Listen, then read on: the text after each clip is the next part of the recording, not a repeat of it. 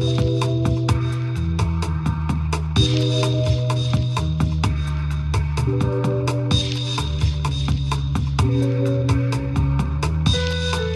I'm John Lentz, Managing Editor at City and State, and this is Last Look. Joining me today is Republican New York City mayoral candidate George McDonald. Thanks for joining us today. Thank you, John, for having me. So the first question I'd like to ask you is, why are you running for mayor of New York City? 25 years ago, I went into Grand Central Terminal after a woman died of malnutrition. She basically starved to death. And I thought, here in the richest country, in the richest city in the world, how could this happen? And so I eventually started feeding people there every night.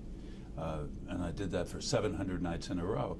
And I heard what the people said when I asked them why they were in these circumstances. And over and over again, they would say they wanted a room and a job to pay for it, a room and a job to pay for it. So by listening, I created the Doe Fund and opportunities for those folks to work. I believe it's time in New York City for everybody to be able to work who can work. And so I'm running on a platform of full employment because I think that a job solves a whole host of other societal problems and issues that we have.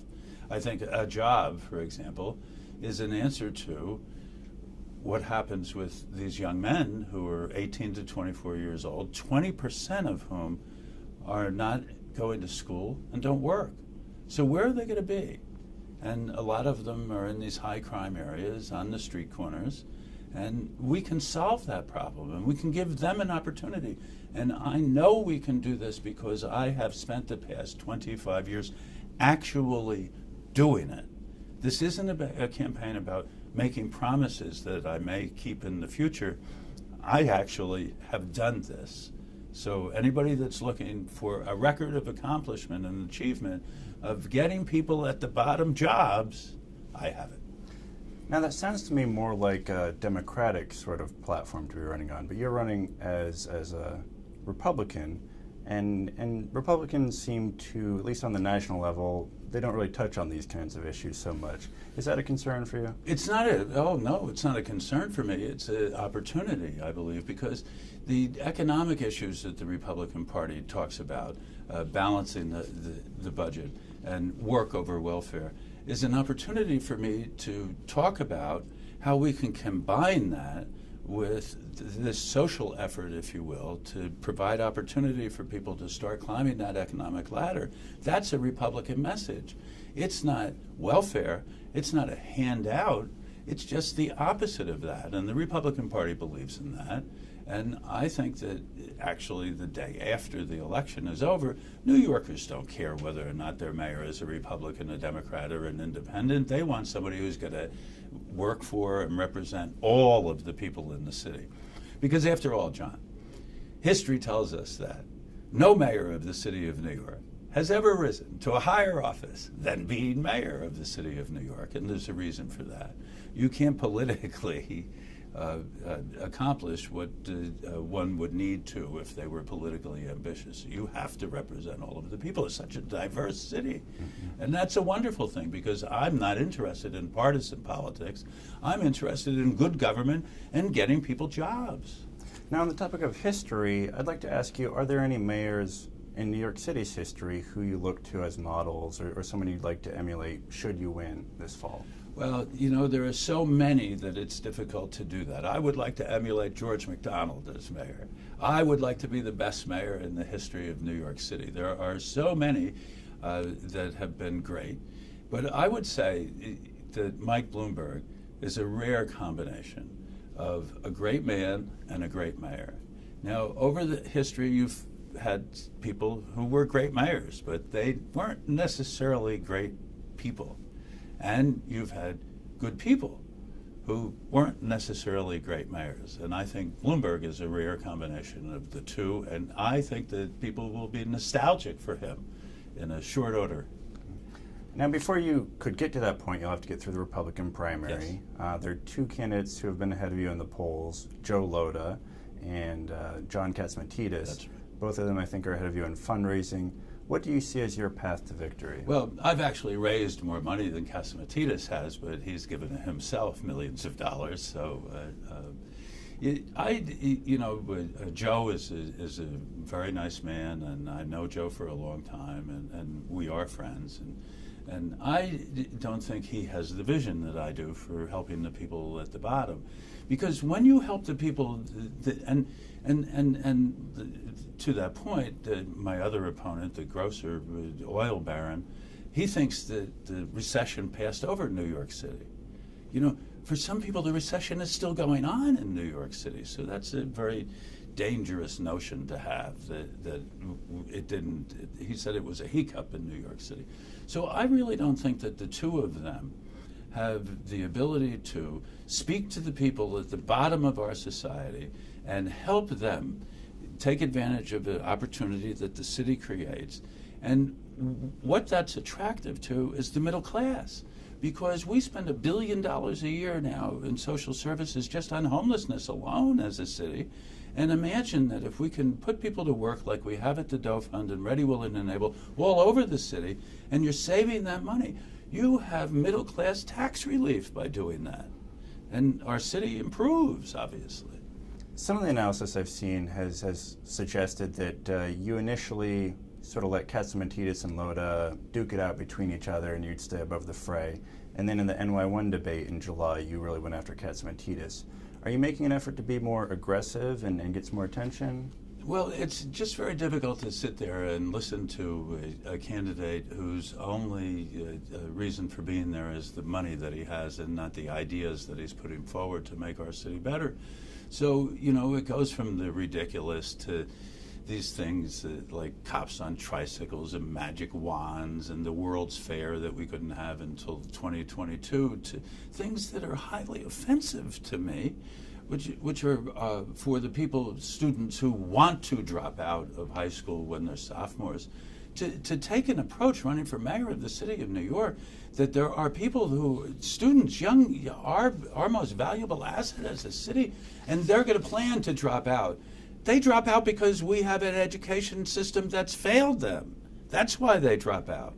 I've proposed a program that San Francisco is doing, K to C. It's a kindergarten to college program where the city opens a savings account for each person registered in kindergarten for $50 and $100 if they get to qualify for the free lunch. And then over the years, we add on to that and we get it matched by private donations, so that the goal is college or some form of secondary education that's going to benefit the child all the way, thinking that they have value, all the way. That's what you do when you put money and a child together and say, this is for you, and watch this nest egg grow. I think that's a very important concept, and it separates me from at least Catsimatidis and if not Joe. Now, sticking with that NY1 debate again, there was some coverage of the debate, and apparently you had suggested that a comment from Catsimatidis about how he would make you disappear. Yes. That you said it sounded like a mafia thing. Yes. Was that sort of going too far in trying to? Going too far. He had suggested on the radio show that I was going to disappear, and when you listen to it, that's what he said. I was going to disappear, and then second. He won't get enough signatures. He won't have enough money. He was postulating what in his mind would make me disappear. So, the first thing I do every day when I get up is I look in the mirror and I make sure that I'm still here. Mm-hmm. And I am. And guess what? I qualified for the ballot, and I'm on the ballot. So I didn't disappear. And, from whoever point of view, you'll see that I haven't disappeared. Now, another issue that will be up on the ballot this year is a constitutional amendment to legalize gambling in New York State. There's already some limited racetrack casinos, right, but this would create full-fledged casinos like they have in Las Vegas. New York City would be off the table for 7 years. How would you vote on that issue? Well, I'd like to look at it a little more and see if there isn't a possibility that we could move up the timetable for New York City itself to be able to have casino gambling if we decided that that's what we wanted to do. So I still want to take a look at it and try to make an effort to see if we couldn't do that. I'm not comfortable with the fact that we don't have the option to do anything and that it's all upstate. I understand that the governor would like to have tourists come from New York City after they've visited us and go upstate, and that's a wonderful thing. Because, look, anything that enhances the ability of upstate economically is going to help the city of New York, because that's less of an economic burden for us. So we're all in this together.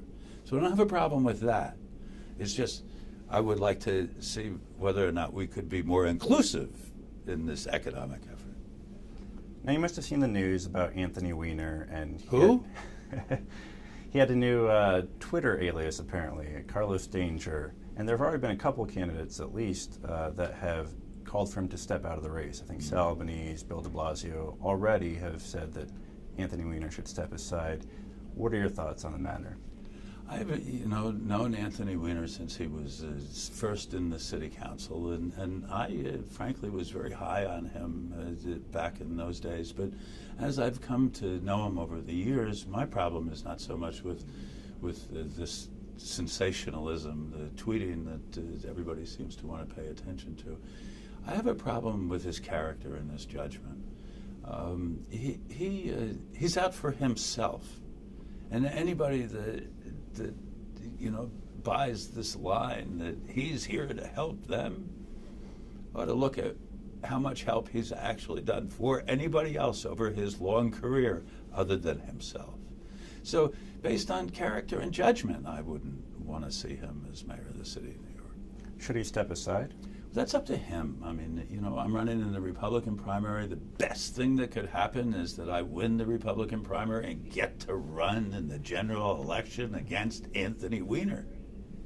Wouldn't that be wonderful?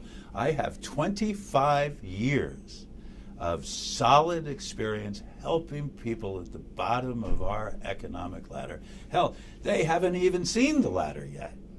Okay? And I would match that up with any one of the Democrats, but I would love to match it up with Anthony Weiner. George McDonald, thanks for joining us today. That's it? That's it for this episode of Last Look. All right, thank you. To view other Last Look videos, go to www.cityandstateny.com.